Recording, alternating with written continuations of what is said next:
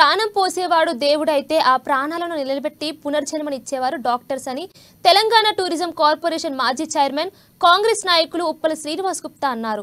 జాతీయ డాక్టర్స్ డేను పురస్కరించుకొని నాగోల్లోని సుప్రజ ఆసుపత్రి ఆధ్వర్యంలో డాక్టర్స్ వాక్ నిర్వహించారు. నాగోల్లోని ఆసుపత్రి నుండి అల్కాపురి చౌరస్తా వరకు నిర్వహించిన వాక్ లో ఆయన పాల్గొన్నారు.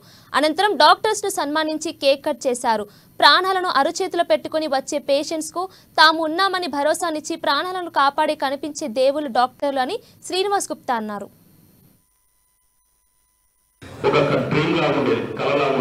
కానీ ఈరోజు తెలంగాణ ప్రభుత్వం వచ్చిన తర్వాత ఎన్నో మెడికల్ కాలేజీలు ఒక్కొక్క జిల్లాకు 33 జిల్లాలలో దాదాపు 20 జిల్లాలలో ఇలా మెడికల్ కాలేజీలు వచ్చినాయి.